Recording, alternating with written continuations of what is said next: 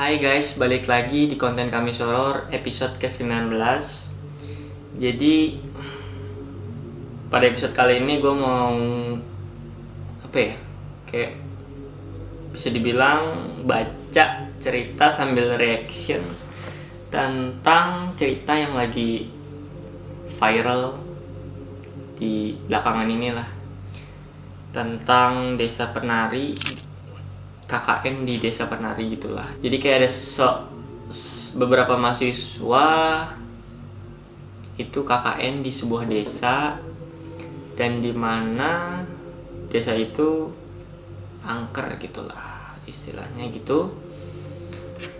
Ya sebenarnya percaya nggak percaya sih, gue juga belum baca sepenuhnya. Tapi di sini nanti bakal gue baca dan masih reaksi mungkin ya. Sebenarnya gue juga nggak terlalu percaya nih cerita, tapi ya mungkin setelah gue baca nanti beda lagi mungkin ya tanggapan gue gimana. Ya udah langsung aja, nih gue mau bacain ceritanya dan enjoy the video. Jadi cerita ini kan ada dua versi. Ada versinya Nur sama versinya Widya kalau nggak salah ya. Dan ini gue nggak tahu baca versi yang mana. Mungkin kalau kalian tahu komen aja di bawah, karena nih cerita udah viral banget dan gue baru baca sekarang ini ya. Jadi Widya ini dapat telepon kalau misalkan temennya ini si Nur udah dapat tempat untuk KKN. Terus mereka berdua teleponan, dikasih tahu tempatnya di mana dan bla bla bla. Dan akhirnya Widya senang, langsung ngajuin proposal KKN ke kampusnya atau kemana mungkin ya. Semua persyaratan udah terpenuhi kecuali kelengkapan anggota dalam setiap kelompok. Itu ada minimal melibatkan 2 fakultas yang berbeda dengan anggota minimal 6 orang katanya gitu. Tenang, kata si Ayu. Perempuan yang tempo hari memberi kabar tempat KKN yang ia observasi bersama abangnya. Oh, jadi tempat desa ini sebelumnya udah diobservasi sama si Ayu. Dan bener aja nggak berapa lama muncul namanya ini Bima sama si Nur. Ia menyampaikan kelengkapan anggota 6 orang yang melibatkan 2 fakultas yang disetujui. Katanya, siapa yang bergabung Nur? Temanku Fating, 2 angkatan di atas kita, satunya lagi temannya. Oh, jadi adalah beberapa seniornya itu yang ikut gabung. Dan lega sudah, kata si Widya gitulah ya. Surat keputusan KKN sudah disetujui semuanya, terdiri dari 2 fakultas dengan proker kelompok dan individu untuk pengabdian di masyarakat yang akan diadakan kurang lebih sekitar 6 minggu. Wih, lama juga ya 6 minggu. Hanya tinggal menunggu pembekalan sebelum keberangkatan. Jadi mereka ini siap-siap untuk persiapan untuk berangkat ke desa tersebut. Tapi orang tuanya si Widya ini kayak kayak udah firasat gitulah, kayak firasatnya nggak enak. Ibunya bilang kayak nggak ada tempat lain apa gitu kan. Mungkin ibunya udah tahu atau gimana kan, kita nggak ngerti. Ibunya bilang kan kayak di sana tempatnya bukan hutan semua gitu, nggak bagus ditinggali oleh manusia. Namun kayak Widya mencoba jelasin semuanya kalau sebelumnya udah diobservasi dan cocok katanya gitu. Dan ya udah, mau nggak mau ibunya ya merelakan, mengikhlaskan gitulah ya. Walaupun dengan berat hati, akhirnya ibunya ngizinin. Hari pembekalan sebelum keberangkatan, Widya, Ayu, Bima, Nur matanya melihat ke sekeliling, khawatir dua orang yang seharusnya ikut pembekalan belum juga terlihat batang hidungnya. Oh, jadi dia Widya, Ayu, Bima, sama si Nur nungguin dua orang lagi karena belum datang. Akhirnya dua orang ini datang, namanya Wahyu sama Anton. Setelah basa-basi bertanya seputar rencana KKN dari A sampai Z selesai, mereka akhirnya berangkat. Terus ada yang nanya nih, si Wahyu nanya, naik apa kita nanti? Nah, si Nur jawab, naik elf mas. Terus sampai desanya naik mobil F. Terus kata si Nur, enggak mas, nanti berhenti di jalur hutan D gitu lah ya, nanti ada yang jemput. Nah terus mendengar itu si Widya itu nanya ke si Ayu yang udah observasi lah gitu.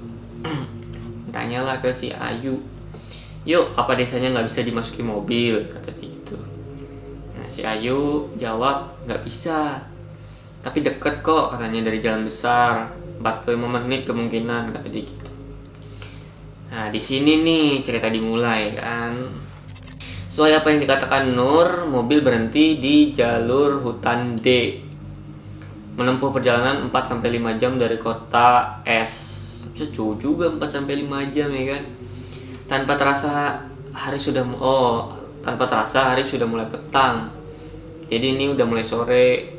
Ditambah areanya itu dekat hutan, membuat pandangan mata terbatas. Belum sampai di sana, gerimis mulai turun. Aduh, gerimis lagi ya kan. Gue dengar kan kalau gerimis, lembab gitu. Nah itu ya rawan lah mereka itu pada datang gitu. Rupanya yang mengantar adalah 6 lelaki paruh baya dengan motor butut. Cuk, sepedaan tah, kata si Wahyu spontan saat itu. Ada yang aneh, entah disengaja atau tidak, ucapan yang dianggap biasa di kota S ditanggapi lain oleh lelaki itu. Wajahnya tampak tidak suka dan sinis tajam melihat si Wahyu. Oh, kalau bahasanya cakcuk dengan kota S, kemungkinan sih mereka ini dari Surabaya ya. Tapi ya mungkin kalau gue salah ya dimaklumi lah, karena gue nggak tahu. Langsung balik lagi ke cerita. Jadi si Wahyu ngomong kayak gitu di kotanya mungkin dianggap hal biasa, tapi di desa ini bercandaan seperti itu bisa dibilang kayak kasar lah gitu. Jadi yang jemput mereka itu kayak rada nggak senang sama perkataannya si Wahyu. Langsung diliatin gitu kan, diliatin si sini sama si yang jemput tadi. Langsung dia jalan di tengah gerimis, jalannya juga berlumpur, ada pohon di samping kanan kiri. Mereka tempuh dengan suara motor yang seperti sudah mau ngadat. Motornya berebet ya kan. Ditambah medan tanah yang naik turun membuat Widya berpikir kembali. Sudah hampir 1 jam lebih tapi motor masih berjalan jauh ke dalam hutan. Anjing, jauh juga 1 jam lebih. Tadi katanya kan cuma 45 menit. Di tengah perjalanan tidak satu pun dari pengendara motor itu yang mengajaknya bicara aneh. Apa semua warga di sana pendiam semua? Bete juga anjir, 45 menit lebih. Dibilang 1 jam lebih bahkan kan. Kayak diem aja kan, dibonceng, gak ada ngajak ngobrol, bete juga. Dan ini malam-malam ya kan, udah makin gelap, hutan semakin sepi. Namun kata orang, di mana sunyi dan sepi ditemui, di sana rahasia dijaga rapat-rapat. Anjay. Kini rasa menyesal tempat terpikir di pikiran Widya. Apakah ia siap menghabiskan 6 minggu ke depan di sebuah desa jauh di dalam hutan? Ketika suara motor memecah suara rintik gerimis dari jauh, sayup-sayup terdengar sebuah suara. Suara apa nih? Suara familiar dengan tabuhan kendang dan gong diikuti secara kenong kompiar membaur menjadi alun. Suara gamelan cuy. Ya, ini umum banget ya, informasi umum banget. Kalau ada suara gamelan tuh ya bisa dibilang kayak disambut lah sama mereka, katanya sih gitu. Tapi ya nggak tahu lah. Si Widya pikir kayak mungkin ada yang ngadain hajatan di dekat sini, tapi kayak nggak mungkin juga ya kan, di hutan mana ada gitu kan yang ngadain hajatan gitu, dan itu jauh dari rumah warga. Terus akhirnya lanjut lagi perjalanan, sampailah di desa itu. Ini desanya disamarin, katanya sih desa W lah istilahnya gitu. Tempat mereka akan mengabdikan diri selama 6 minggu ke depan di desa W ini.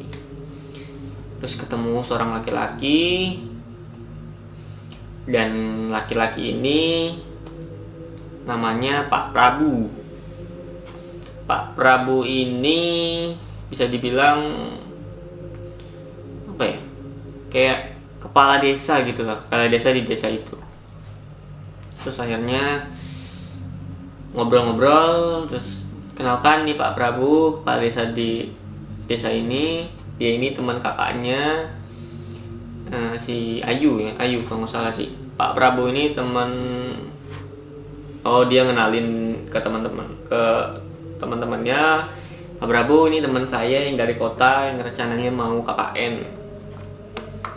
Terus Pak Prabu mengenalkan diri, bercerita tentang sejarah desanya. Di tengah ia bercerita, si Widya ini nanya dengan desanya kenapa harus sepelosok ini gitu kan. Terus Pak Prabu jawab,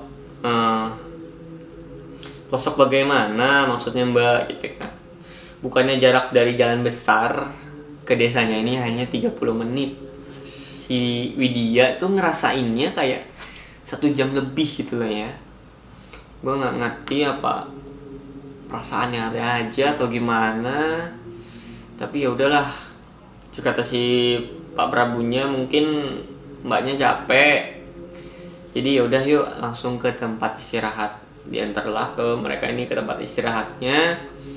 Di tengah kebingungannya, Ayu nenggor si Widya, kayak maksudnya apa Wid gitu ngomong kayak gitu tak ke Pak Prabu, mungkin kan kayak nggak sopan atau gimana ya.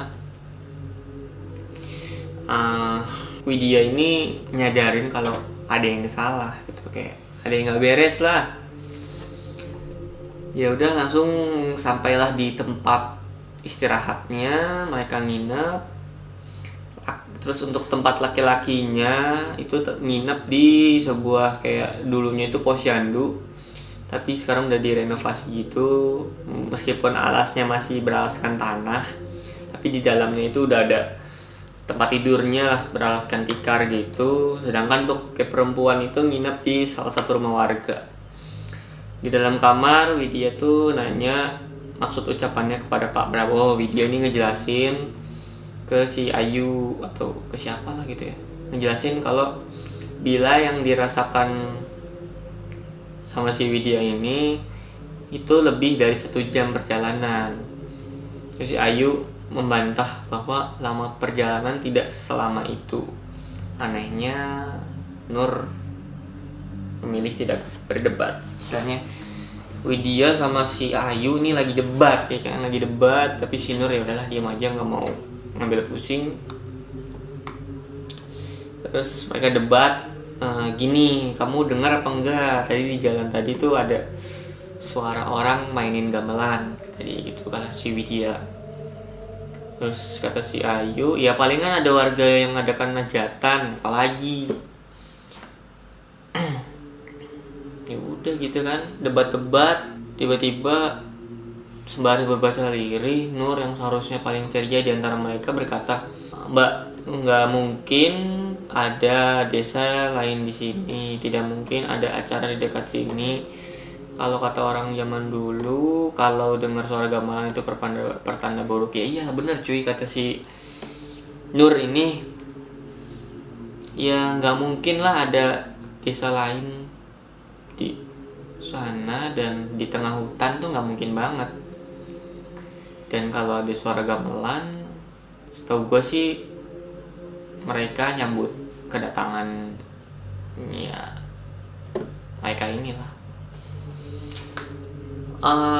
Mendengar itu, Ayu tersulut dan langsung menuding Nur sudah ngomong yang enggak gitu. Kayak, Nur jangan ngomong sembarangan gitu, diingetin kan. Bukannya kamu ikut observasi di kampung ini sama aku, belum sehari kamu sudah ngomong yang nggak masuk akal kayak gini gitu kan.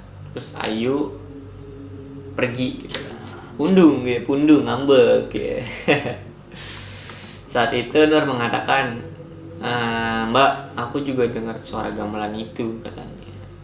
Berarti bukan cuma si Widya yang dengar suara gamelan itu, tapi si Nur juga dengar suara gamelan itu. Masalahnya aku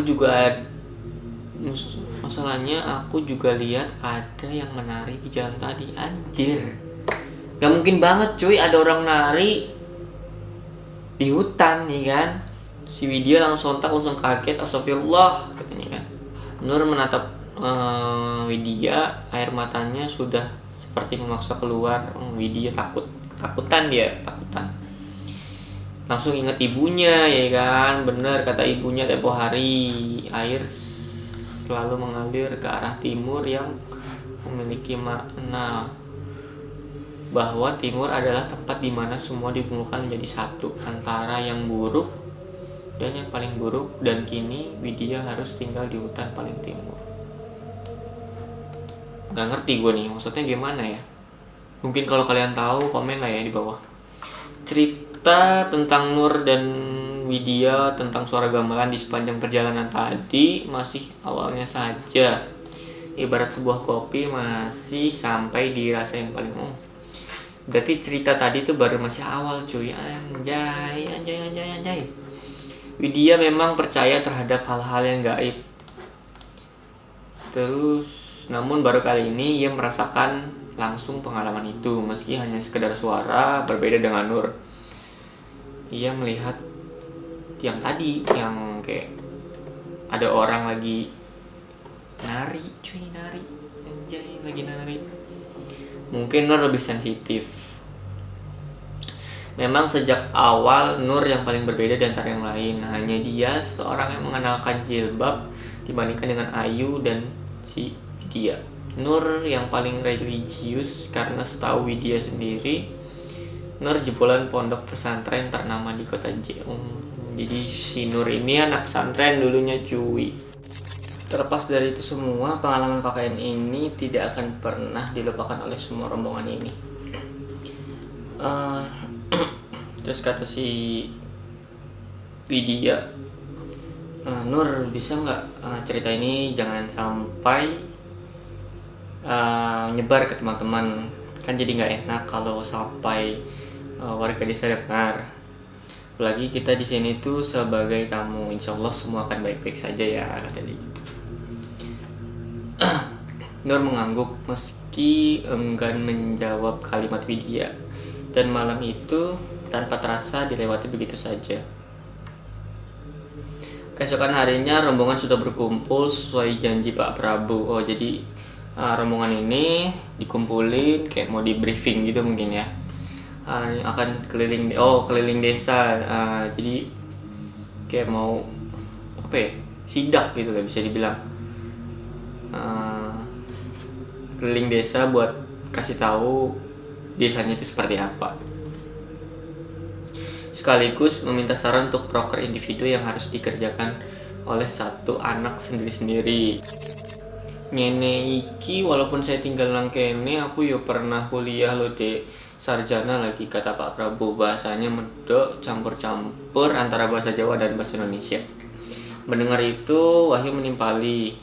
Kayak itu loh, dengarkan bapaknya, walaupun rumahnya di desa tidak lupa kuliah, katanya gitu. Dia nanya, bapaknya ambil apa dulu jurusannya? Perhutanan ya, kata dia gitu. Terus kata si Pak Kadesnya ini, bukan, pertanian.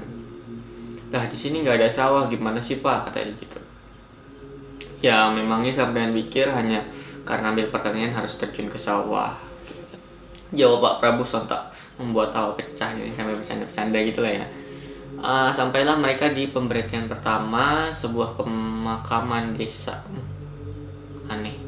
Itu yang pertama kali dipikirkan Widya atau mungkin serombongan orang. Ya mungkin kayak dimikir kenapa harus ke pemakaman gitu kan ya, aneh juga gitu.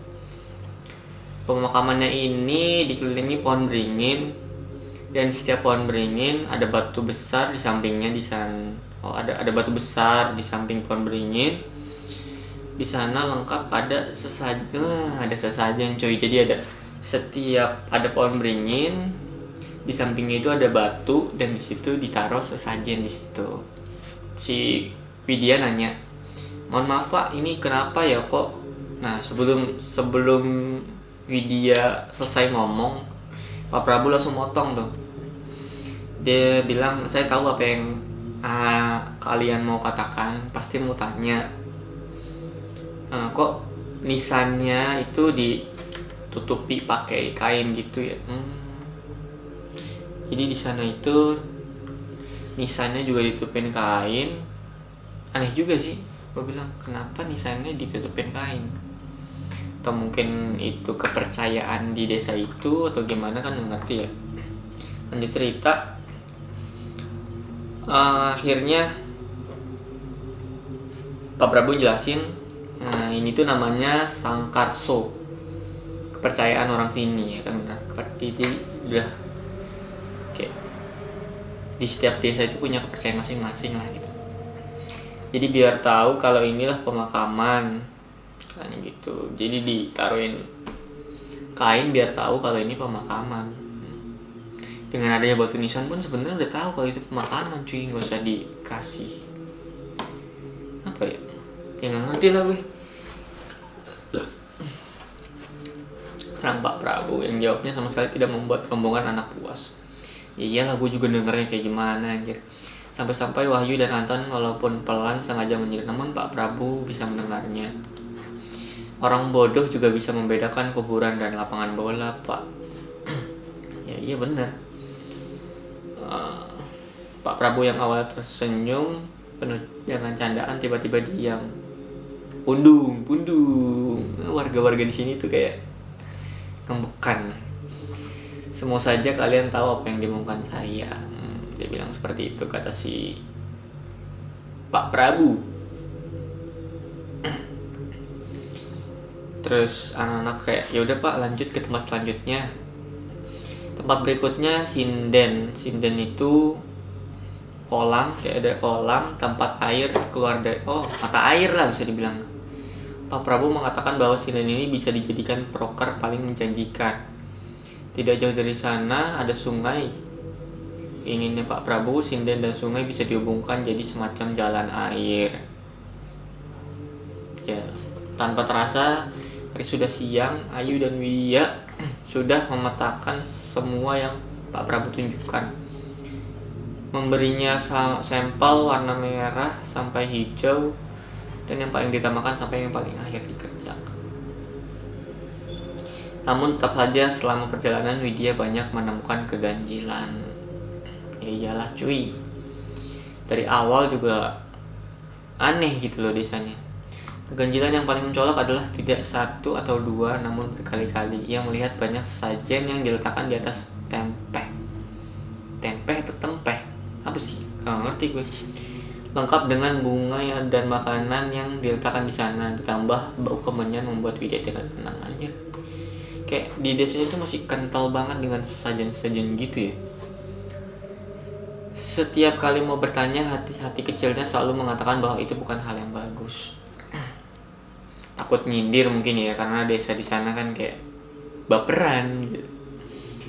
Nur setelah dari sinden, setelah dari sinden ia izin kembali ke rumah karena badannya tidak enak. Dengan sukarela Bimo mengantarkannya. Jadi observasi hanya dilakukan oleh 4 orang saja. Jadi si Nur sama si Bima balik ke tempat penginapannya karena si Nur gak enak badan, dan si Bima nganterin Nur ke tempat penginapannya. Kemudian sampailah di titik paling menakutkan, Tipak Talas kalau kata Pak Prabu. Sebuah batas di mana rombongan anak-anak dilarang keras melintas sebuah setapak jalan yang dibuat serampangan. Di kiri kanan ada kain merah, lengkap diikat oleh janur kuning layaknya pernikahan. Oh, jadi di situ namanya ada Tipak Talas. Tipak Talas namanya tapak tilas kali ya. Tapi di sini tulisannya Tipak Talas, cuy. Nggak ngerti gue. Jadi di situ tuh ada kayak perbatasan. Ya mungkin kayak yang dipercayai di desa itu orang-orang nggak boleh ngelewatin dari batas itu. Mungkin ya bisa dibilang gerbang menuju kawasan mereka ya. Gue nggak ngerti. Terus si Ayu nih penasaran, dia nanya ke Pak Prabu, kenapa nggak boleh Pak? Pak Prabu dia akhirnya jawab, itu adalah hutan belantara, nggak ada apa-apanya, hanya mempertimbangkan takutnya kalau kalian kesana hilang tersesat lalu bagaimana gitu kan. Ya kayak gimana ya, menurut gua ada yang disembunyikan dari Pak Prabu ini tentang rahasia di desanya tersebut. Sekali lagi jawabannya itu cukup membuat Widya yakin itu bukan yang sebenarnya. Ya iyalah cuy, gue aja bacanya kayak nggak yakin nih kan. Obser ini berakhir ketika Pak Prabu mengantar rombongan kembali ke rumah beliau. Jadi udah muter-muter, terus balik ke rumahnya Pak Prabu. Ketika balik, si Wahyu dan Anton nanya nih, di mana kamar mandi? Iya, dia tuh nggak nemuin tempat itu di penginapan mereka. For your information guys, jadi di desa ini setiap rumahnya itu sebenarnya nggak punya kamar mandi karena akses air itu masih susah gitu. Kayak susah juga kan, kayak kalau buang air gimana nih kan cuy, jangan-jangan harus ke tempat yang sinden itu tadi kan kalau mau mandi atau mau ngapain kan. Oh, di sini dijelasin kata Pak Prabu, di bagian selatan sinden ada samping sungai ada sebuah bilik dengan kendi besar di dalamnya. Di sana bisa digunakan untuk mandi ya kan cuy. Benar kata gue. Jadi kalau mau mandi harus ke tempat sinden yang tadi. Gak berhenti di situ, Pak Prabu mengatakan bahwa mulai hari ini kendi di dalam bilik akan diusahakan selalu berisi penuh, terutama untuk mandi anak-anak perempuan. Jadi kayak kalau mau mandi tuh harus ngambil air dulu, yang ribet juga cuy, masih pelosok banget ini. Untuk laki-laki bisa mengisi air di kendi dengan cara menimba air dari sungai, ya kan. Jadi harus ngambil air dulu, kalau mau apa-apa terus diisi baru bisa digunakan. Kembalinya ke penginapan, Widya melihat Nur tengah tidur. Hari itu diakhiri dengan rapat dengan semua anak, lalu kembali ke kamar untuk mengadakan laporan. Jadi pas balik ke penginapan, si Widya itu melihat Nur lagi tidur. Dan di situ di hari itu diakhirin kayak dengan rapat gitulah, habis rapat mungkin kayak ya udah sore menjelang malam Nur sudah bangun. Jadi si Nur nggak ikut rapat nih. Saat itu juga Widya memintanya untuk mengantarkan dirinya pergi kamar mandi di bilik samping sinden. Serem juga cuy, jauh aksesnya. Awalnya Nur tampak tidak mau, tapi karena dipaksa akhirnya ia pun ikut dengan catatan Nur adalah yang pertama masuk bilik. Karena mungkin parno juga ya si Nur. Akhirnya Widya setuju, yang gak berpikir aneh. Selama perjalanan ia melihat setiap rumah yang dilewati rata-rata sama, semuanya itu tembok di depan, kiri kanan bambu. Jadi temboknya di depan, Jadi rumahnya itu di depannya doang yang di tembok, dan samping kiri dan kanan itu masih gunain anyaman bambu gitulah yang, jadi ya nggak tembok, kiri kanannya nggak tembok, cuma depannya untuk fondasi mungkin, jadi kiri kanannya masih gunain anyaman bambu. Jadi bangunan sinden itu menyerupai candi kecil gitu lah, kayak semacam candi tapi kecil. Bedanya kolamnya itu persegi 4 dengan airnya itu jernih tapi berlumut. Setelah mencari-cari dari sinden, ketemulah bilik itu tepat di samping pohon asam. Bilik buat mandinya itu di samping pohon asam yang besar sekali. Pohon itu cukup serem lah gitu. Sempet ragu tuh mereka mau mandi, tapi ya udah lanjut lah kayak kan. Supaya benar ada kendi besar di dalam bilik itu. Airnya juga sudah penuh di dalam kendi. Nur pun masuk, karena tadi perjanjiannya si Nur mandi duluan nih kan. Nur masuk, sementara Widya nunggu di depan bilik. Matanya tidak bisa melepaskan diri dari bangunan sinden yang entah kenapa seolah menarik perhatiannya. Di sampingnya ada sajian, kayak apa ya kalau gue bilang. Ya, mungkin penasaran juga tuh kali ya, tapi kalau gue jadi dia sih nggak mau macam-macam lah. Takut gitu loh, tempat baru, terus kayak ada sesajen-sajen gitu ya kan. Karena menurut gue kalau udah ada sajen-sajen gitu nggak beres nih tempat gitu kan. Jangan cerita aja. Dari dalam bilik terdengar suara air bilasan dari Nur. Suara mandi nih, suara mandi. Setelah mencoba mengalihkan perhatian dari sinden, Widya baru sadar ada aroma kemenyan di dekat tempatnya berdiri. Ditelusuri ruangan itu, benar saja di samping pohon asam itu ada sajennya. Cuy. Jadi si Widya ini lagi nunggu Nur mandi, tiba-tiba dia nyium bau kemenyan. Pas ditelusurin ternyata ada sajen di dekat tempat mandinya itu. Jadi tempat mandinya itu kan ada pohon asam. Nah di pohon asam itu ada sajen. Yang lebih parahnya lagi, bara dari kemenyan itu baru aja dibakar. Cuy.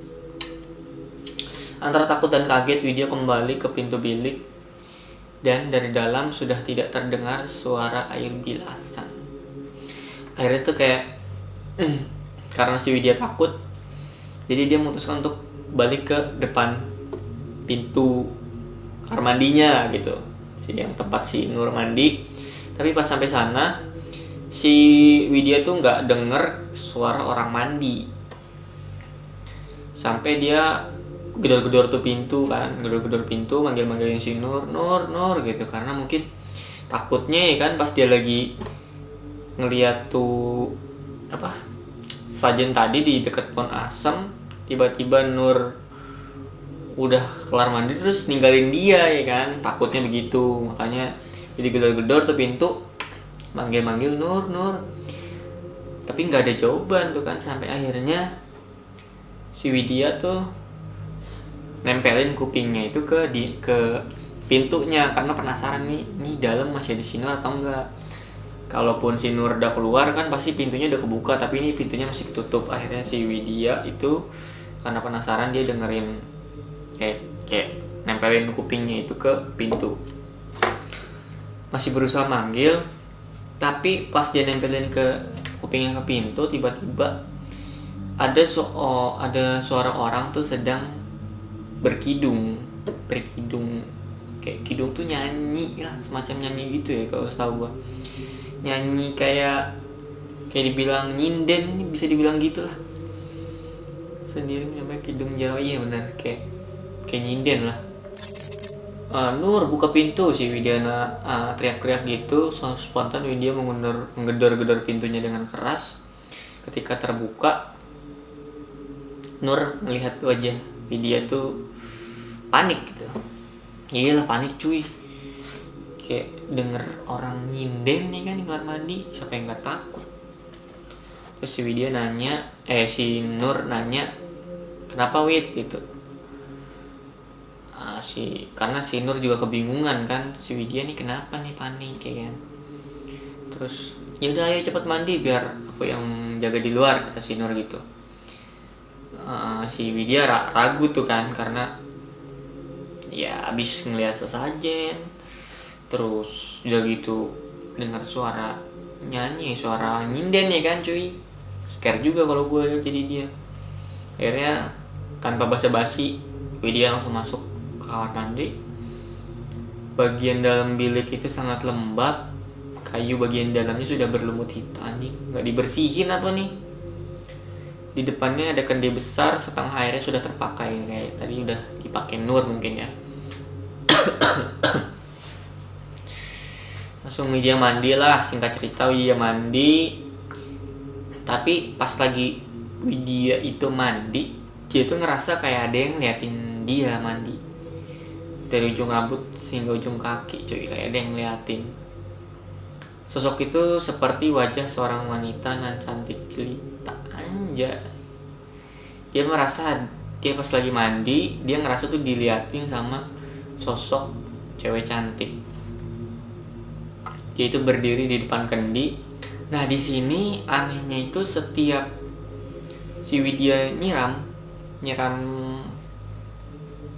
air lah, nyiram air kan mata merem tuh ya kan, nyiram air mata merem. Nah anehnya setiap dia merem, dia itu bukannya gelap yang dilihat, tapi dia ngelihat sosok wajah cantik yang tadi dia lihat itu, yang dia ngerasa diliatin. Jadi setiap dia merem, bukan gelap tuh rasanya, tapi dia ngeliat sosok cewek itu. Anjir serem juga cuy. Tahu disitu siapa ya kan. Kemudian kidung itu terdengar lagi. Cuy. Dia berbalik mengamati suaranya dari luar bilik tempat Nur berdiri seorang diri. Apakah Nur yang sedang berkilung? Jadi pas dia mandi, suara nyinden itu muncul lagi, tapi arahnya dari luar tempat si Nur nungguin tadi. Dia mikir kalau si Nur yang lagi nyinden ya kan. Nah selesai dia mandi dia nanya ke si Nur, Nur, kamu bisa bersenandung lagu Jawa ya gitu. Nur tuh kaget kan, tapi dia tuh nggak mau jawab. Nah, karena kayak Nur juga ngerasain hal itu kan, tapi udah dia langsung nggak mau jawab, langsung pergi aja balik ke rumah. Singkat cerita, listrik di desa ini menggunakan tenaga genset. Jadi listriknya mungkin masih susah kali ya, masih gunain genset. Jadi ketika jam menunjukkan pukul 9, lampu udah mati, diganti dengan petromak. Jadi kayak nggak ada waktu-waktu untuk begadang lah gitu lah ya. Jam 9 mati, ya kan? Jam 9 mati tidur. Jam 9 mati tidur. Kalau mau beraktivitas di atas jam 9 susah karena lampu udah mati, gelap. Nur sudah pergi tidur, hanya tinggal Widya dan Ayu yang masih menyelesaikan progres untuk proker. Jadi Nur tidur duluan, tinggal Widya sama si Ayu masih ngerjain prokernya untuk besok hari. Si Widya tuh masih parno gara-gara kejadian yang sore tadi. Sebenarnya Widya mau cerita, tapi kalau ngelihat responnya Ayu pas kemarin tuh kayak pasti bakal marah lah gitu, nggak terima. Kayak ya udahlah lu nggak usah ngomong macam-macam gitu, pasti Ayu selalu kayak gitu. Jadi ya udahlah, dia ragu kan mau cerita apa enggak. Terus di tengah keheningan mereka menggarap progres, tiba-tiba Ayu mengatakan sesuatu yang membuat Widya tertarik. Tiba-tiba si Ayu nih cerita ke Widya, tadi aku sama Bima mengecek progres untuk pembuangan ketika memutari desa. Ingat tidak tapak tilas ya kan, tapak tilas. Tadi aku sama Bima mengecek progres untuk pembuangan. Jadi tadi dia ngecek lah tuh buat proker ya kan. ketika memutari desa, ingat nggak sama tapak kilas? Ternyata nggak jauh-jauh dari sana ada sebuah bangunan menyerupai sanggar. Jadi di dekat tapak kilas itu ada sebuah bangunan yang menyerupai sanggar gitulah.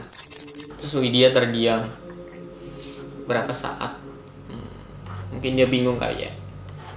Loh, bukannya kamu sudah mengerti dilarang? Oh, jadi si Ayu sama Bima ini melanggar peraturan, cuy. Jadi si Ayu sama Bima ngelewatin batas yang sudah dilarang sama penduduk desa itu. Si Widya ini kan kayak kaget, loh, bukannya kamu udah tahu kalau itu tuh dilarang gitu kan?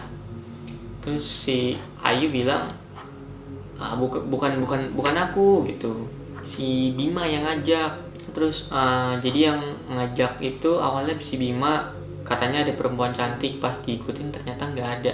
Cuy, gila cuy, jangan-jangan wanita yang selalu dilihat sama Ayu, si Ayu lagi, sama si Widya tadi pas mandi cuy. Aduh, anak ini kan saya mengajar Bima. Oh, jadi Widya, kalau si Ayu kan tadi bilang tuh kalau si Bima yang ngajak ke sana ngelewatin batas itu, katanya si Bima ngeliat cewek cantik, tapi pas disamperin nggak ada ya kan.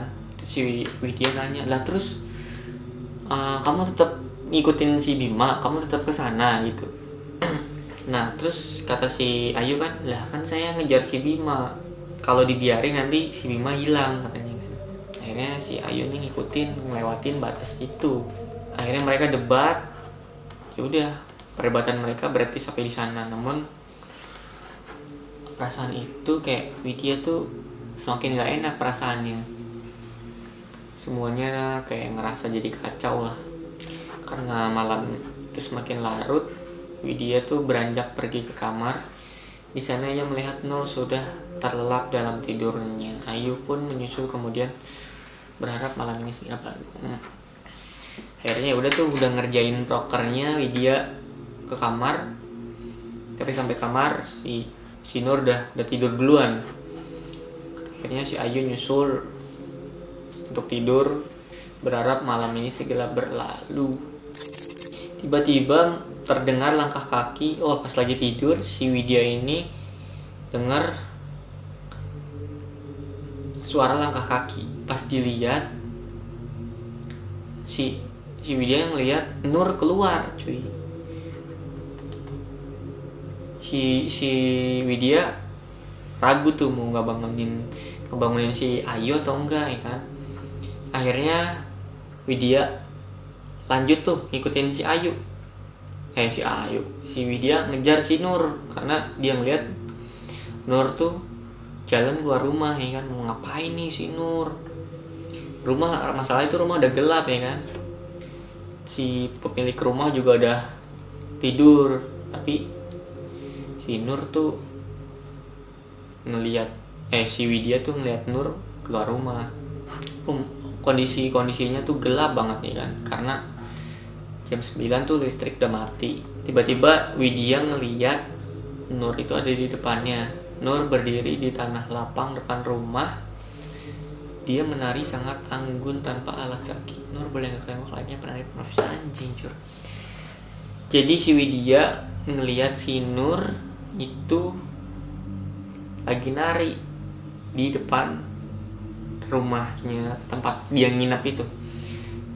Si Nur tiba-tiba lagi nari, Widya tuh jadi kayak kaget kan, apain sih Nur malam-malam nari kan. Terus dideketin tuh sama Widya. Masalahnya dia bingung, si Nur kenapa bisa nari kayak gini ya kan. Akhirnya disamperin, dipanggil lah Nur gitu. Tapi sosok si Nur ini kayak nggak dengerin si Widya gitu kan.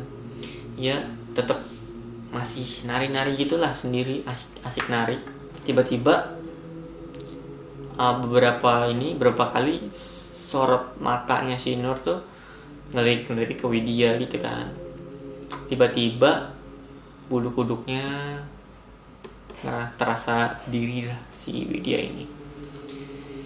Dari jauh sayup-sayup kendang terdengar lagi di sini suara gamelan. Si Widya sebenarnya pengen cabut tapi kayak nggak bisa gitu loh. Si Nur makin menggila, ia masih menari dengan senyum. Ih, serem banget lagi.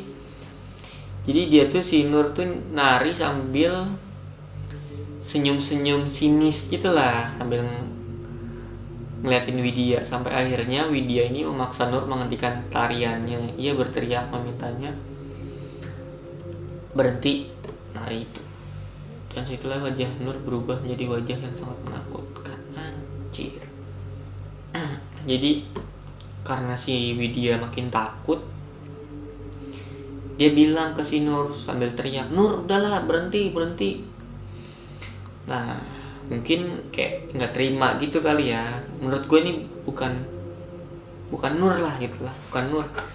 Ini sosok jadi-jadian mungkin bisa jadi yang menyerupai Nur. Tiba-tiba dengar suara teriakan si Widya, mukanya sosoknya si Nur ini yang lagi joget, yang lagi nari ini tiba-tiba berubah jadi sosok yang menyeramkan, katanya sih gitu.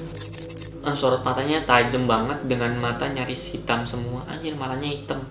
Tadi kan awalnya si Widya nih ngelihat si Nur yang lagi nari, tapi tiba-tiba si Wahyu datang terus ngebangunin si Widya kayak, bangun, malam-malam ngapain nari sendirian gitu, kayak negor gitulah, woi ngapain lu nari sendirian malam-malam. Oh, jadi kayak mungkin gimana ya, bisa dibilang kayak Widya nih ngalamin sleepwalking, bisa dibilang gitu ya.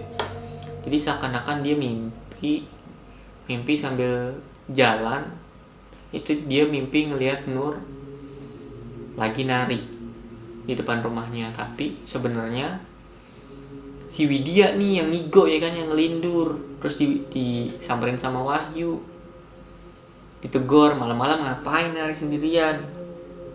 Karena tadi si Widya pun teriak. Oh, jadi dari teriakan Widya ini ngebangunin semua orang tuh. Jadi semua orang kayak pada bangun, pada kaget. Pas dilihat ternyata Widya lagi nari di situ. Anjir. Jadi ini ceritanya dari cerita Wahyu itu, awalnya dia ini kayak pengen ngerokok gitulah di depan teras posyandu. Dia lagi nyantai-nyantai sambil ngerokok, tiba-tiba dia ngeliat ada orang nari di tanah lapang itulah. Ternyata pas disamperin itu yang nari itu Widya. Asli cuy, kenapa bisa gitu ya? Akhirnya semua tuh balik ke tempat masing-masing. Ya udahlah, istilahnya nggak mikir panjang, ya udahlah gitu. Dan si pemilik rumah ini berjanji akan menceritakan hal ini ke Pak Prabu, kayak ada yang aneh gitu kan.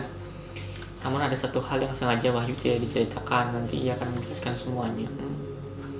Jadi besokannya nih semua tuh dikumpulin sama si Pak Prabu ini kan, karena ada hal-hal aneh ya kan. Akhirnya dikumpulin, ditanyalah di situ sama Pak Prabu, nih semalam ada kejadian apa. Si Ayu nih bilang nggak tahu gitu. Nah, si Widya cerita kalau semalam tuh dia itu sejak lagi ngejar si Nur pergi keluar rumah, tapi si Nur ini bilang kalau dia tuh cuma pergi ke dapur untuk ngambil minum. Mungkin pas, kalau gue bilang mungkin pas dilihat Widya tuh emang benar tuh si Nur pergi dari kamar, keluar kamar, tapi pas dari kamar si Nur tuh pergi ke dapur ternyata. Tapi pas Widya keluar kamar, mungkin itu ada sosok lain yang menyerupai si Nur, tapi Widya tuh ngelihat sosok itu pergi keluar gitu mungkin. Semua penjelasan itu tidak membantu sama sekali, namun tampak dari raut muka Pak Prabu itu ia lebih tertarik bagaimana Widya bisa menari bila latar belakangnya saja ia mengaku tidak pernah belajar menari sebelumnya.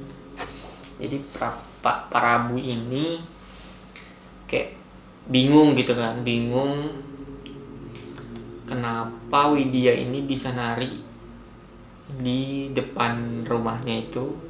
Padahal si Widya ini sebelumnya nggak ada background penari lah. Hari itu Pak Prabu meminta Widya, Ayu, dan Wahyu menemaninya. Nur pergi, ia masih harus mengerjakan proker individualnya. Jadi si Nur tuh ngerjain proker. Pak Prabu pergi sama Widya, Ayu, dan Wahyu. Dia pergi ke rumah seseorang.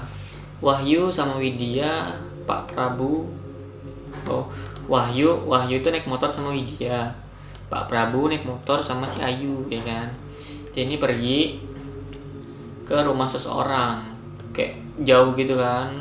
Pas sudah sampai, ada kayak kakek tuh, udah tua lah, sepuh gitu lah, berdiri di depan rumahnya. Kayak udah tahu gitu kalau ada yang mau bertamu gitu lah ya. Nggak ada yang tahu tuh nama kakek itu. Namun Pak Prabu memanggilnya itu Mbah Buyut. Kita sebut saja Mbah Buyut ya. Akhirnya tuh diceritain kan semuanya ke Mbah Buyut. Selesai dia ceritain semuanya, wajah Mbah Buyut tampak biasa saja, kayak ya udahlah gitu, kayak mungkin hal biasa anjing. Kayak sudah terbiasa mungkin dengan hal-hal mistis. Tiba-tiba dia langsung pergi ke dalam rumah, balik-balik bawa kopi 5, terus ngasih kopi itu. Terus Widya nolak tuh, mengatakan kalau dia nggak minum kopi, tapi ya udah minum aja gitu, kopinya enak kok, ada aroma melati di dalamnya. Yang awalnya Widya hanya mencoba-coba tanpa sadar gelas itu sudah kosong. Doyan cuy, doyan, aus mungkin. Tidak hanya Widya, semua orang ditegur agar mencicipi kopi buatan beliau. Jadi semuanya itu harus minum. Semua akhirnya minum tuh kopi. Berikutnya Wahyu dan Ayu kaget setengah mati sampai harus menyemburkan kopi yang diteguk. Jadi kopinya ini pahit cuy, kopi pahit banget, nggak kayak kopi biasa.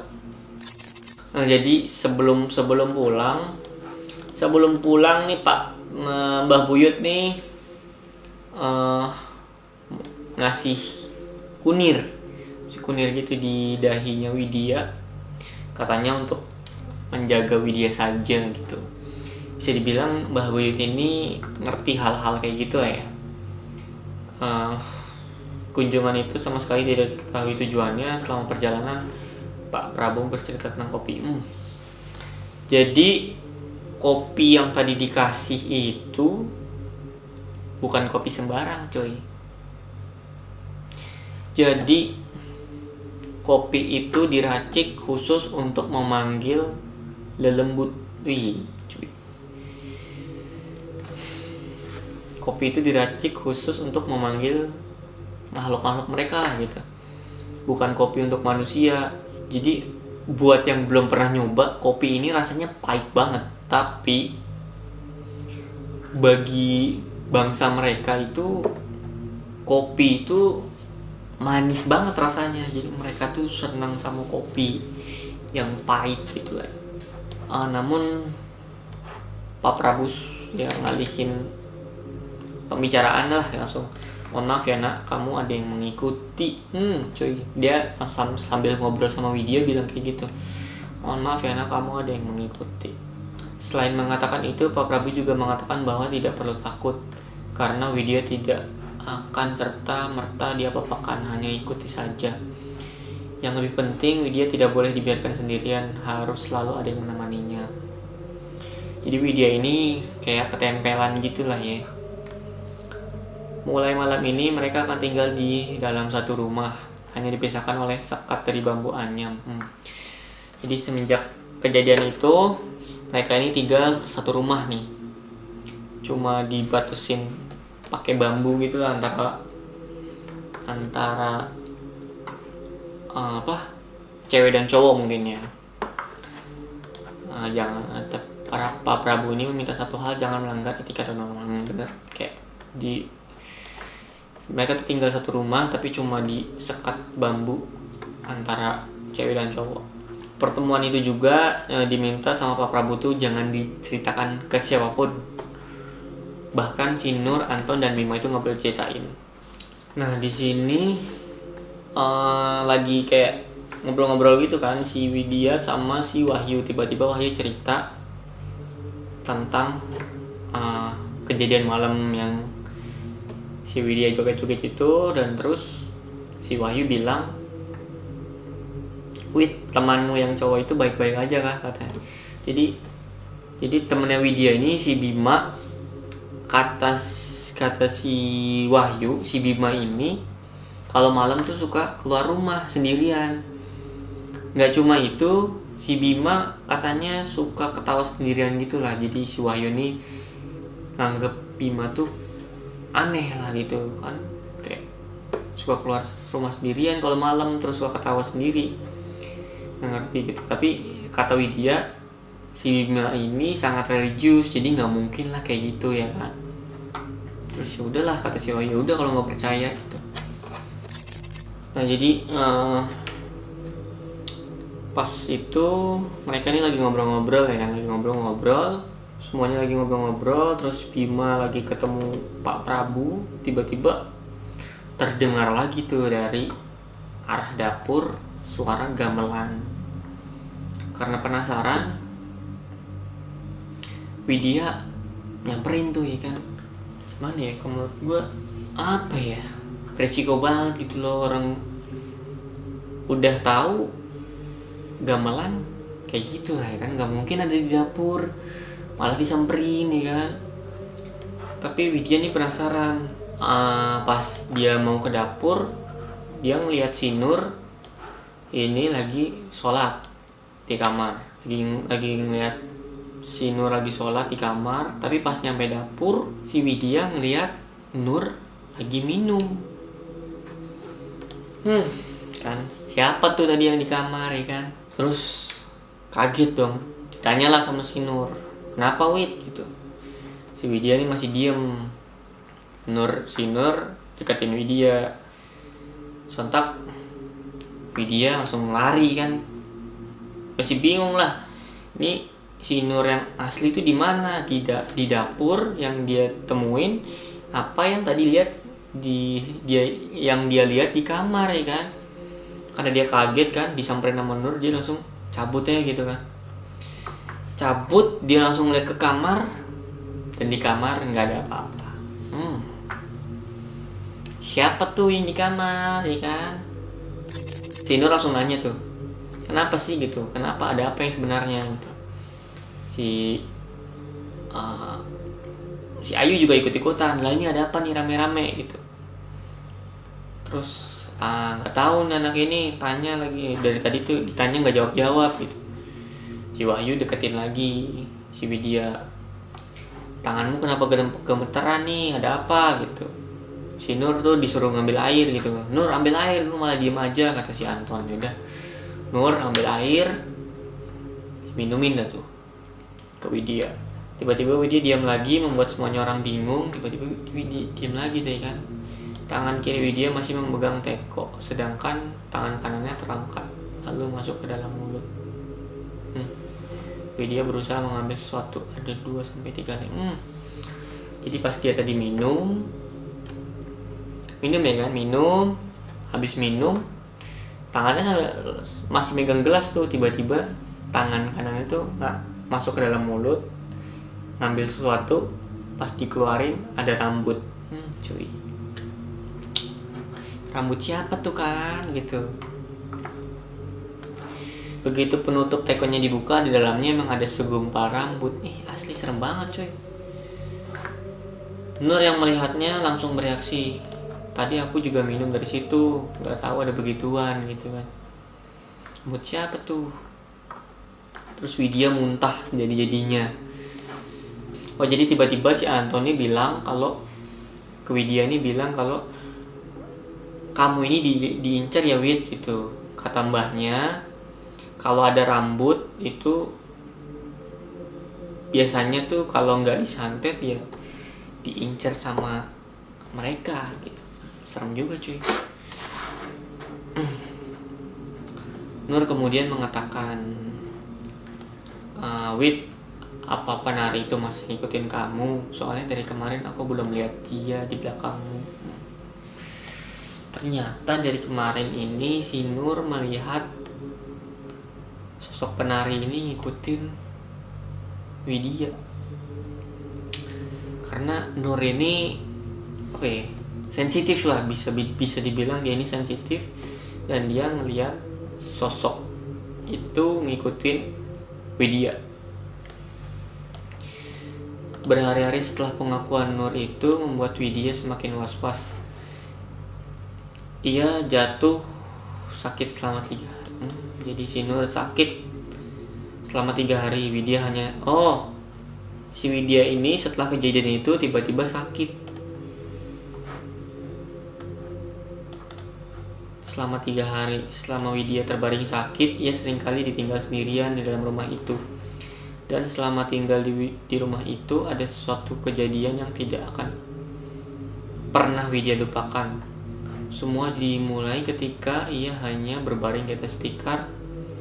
Ayu dan Nur berpamitan akan memulai proker mereka. Jadi si Widya lagi tidur, si Ayu sama Nur pamit tuh mau mulai proker mereka.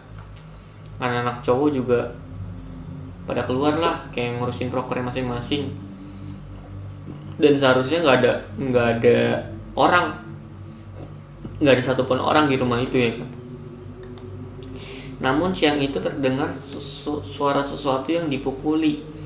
Hal itu menimbulkan rasa penasaran. Suaranya seperti benturan antara lempengan yang keras.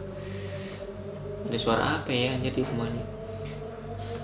Awalnya Widya menghiraukan, dan namun semakin lama Widya tidak tahan, akhirnya memeriksanya. Suara itu terdengar dari belakang rumahnya, tepat di samping dapur. Maka Widya nyamperin. Saat sampai dapur, Widya berhenti di sela-sela pintu. Dia ngintip tuh. Alangkah bingungnya, dia ngeliat di antara pohon pisang ada seorang bapak usianya sekitar 50 tahun, pakai pakaian hitam, kayak mau berkebun gitulah. Ia tuh berdiri di antara pohon pisang. Matanya tampak mengawasi rumah yang menjadi penginapan Widya selama KKN. Jadi ada kakek-kakek tua di dekat pohon pisang itu lagi ngeliatin rumah anak-anak yang lagi KKN ini. Bapak itu berdiri mengawasi penginapan Widya.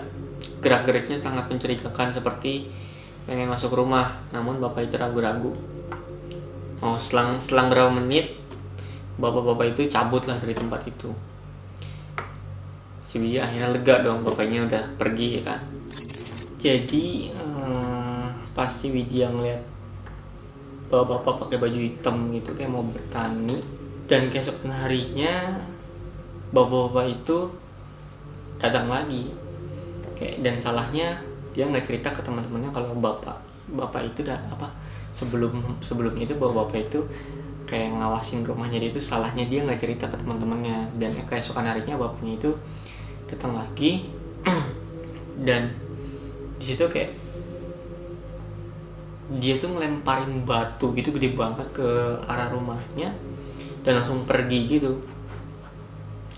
Dan akhirnya si Widya memutuskan untuk lapor ke teman-temannya, dan akhirnya ceritalah ke Pak Prabu, dan dicari sama Pak Prabu siapa itu orangnya gitu kan. Dan akhirnya ketemu orangnya siapa, diajak cerita kenapa dia ngelakuin kayak gitu. Ternyata bapak tua ini dia ngeliat cewek lagi nari di rumah tempat KKN ini. Setiap hari dia ngeliat cewek itu nari di rumah tempat KKN yang anak-anak mahasiswa ini nginep gitu loh. Jadinya dia selalu perhatiin itu rumah, dan akhirnya dikasih tau lah sama Pak Prabu tuh untuk jangan ngelakuin itu lagi. Ya menurut gue maksud bapak ini baik ya, karena kayak orang asing gitu kan, kayak ini siapa nih cewek, jadi dia mau ngusir lah istilahnya gitu. Tapi yang dilihat Widya kan takut gitu loh ya. Apa mungkin yang dilihat bapak-bapak ini itu kayak cewek yang dilihat sama Widya sama Nur juga nggak sih, yang suka nari itu kan? Bisa jadi ya, kayak nggak tahu juga sih. Ini ceritanya banyak banget, gue singkat aja. Tadi gue juga udah baca juga sih. Jadi Wahyu sama Widya itu pergilah untuk kayak ada sesuatu gitu lah, urusan. Dia naik motor, nah pas balik ada tukang kayak tukang cilok gitulah, dia beli jajan segala macem, dan sama tukang cilok itu dikasih tahu, mas pendatang ya gitu. Enggak mas, saya ini cuma KKN di desa ini gitu. Ya tetap aja mas, bukan orang sini kan, katanya gitu. Iya bukan mas, kenapa gitu. Nah, dikasih tahu lah, nanti mas kalau ngelewatin hutan di depan sana, ini kan hari udah mulai gelap nih gitu kan. Dia cerita kalau misalkan mas ngelewatin hutan sana, jalan terus aja pokoknya katanya gitu. Jalan terus dan jangan lupa berdoa. Kalaupun mas nanti ada gangguan kayak misalkan motor ban bocor atau apa gitu kan, tetap selagi bisa lanjutin aja, jangan berhenti dan jangan lupa berdoa, kata tukang ciloknya gitu. Ya udah, akhirnya dia memutuskan untuk lanjut jalan pulang. Pas ngelewatin hutan, benar lah tuh si motornya itu mogok. Akhirnya dia dorong karena mungkin kecapean juga ya si Widya, terus ngeluh segala macam. Akhirnya dia berhenti. Pas lagi berhenti, dia dengar suara kayak ada orang ngadain hajatan gitulah. Gak cuma Widya yang dengar, si Wahyu pun dengar.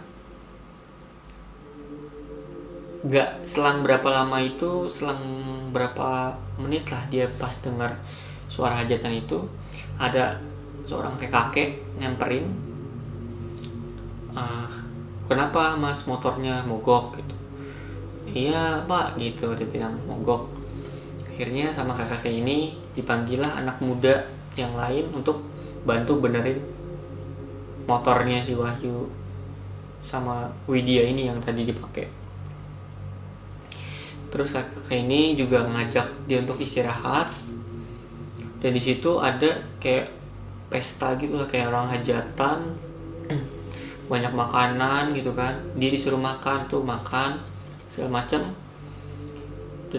dan setelah itu di situ ada kan ada hajatan gitu, ada panggung, dan di situ ada penari gitulah. Pas penari itu naik, semua orang yang di situ tertuju pada penari itu, karena penari itu sangat cantik banget.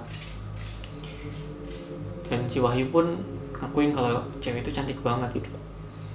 Akhirnya dia makan segala macam. Pas sudah benar motornya, dia memutuskan untuk pulang. Tapi sebelum pulang, sama orang-orang di situ dia dibungkusin makan gitu kan, makanan banyak dibungkusin pakai koran, disuruh bawa pulang, disuruh bagi-bagi ke teman-temannya.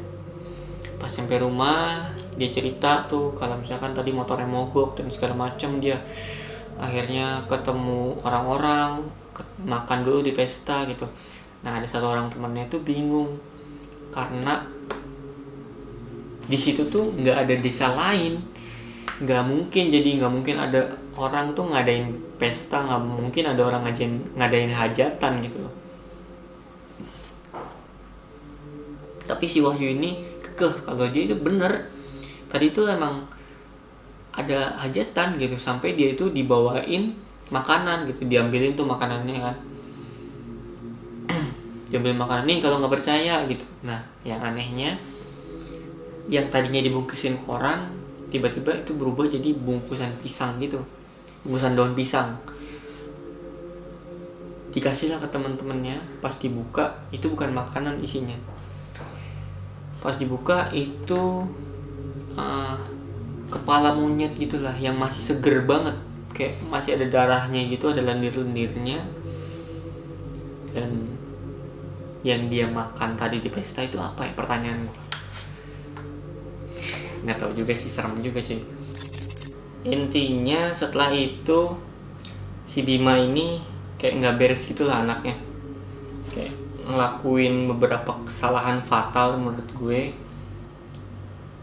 Kayak dia kan disitu istilahnya termasuk baru lah ya, jadi kayak karena temennya tuh dia suka onani di kamarnya, dan terus juga dia melakukan hubungan intim gitu sama si Ayu ini di tapak tilas gitulah, yang batas dia nggak boleh kesana itu. Nah, dia malah melanggar itu juga kan, dan dia ngelakuinnya di sana juga. Terus menurut gue ini udah fatal banget.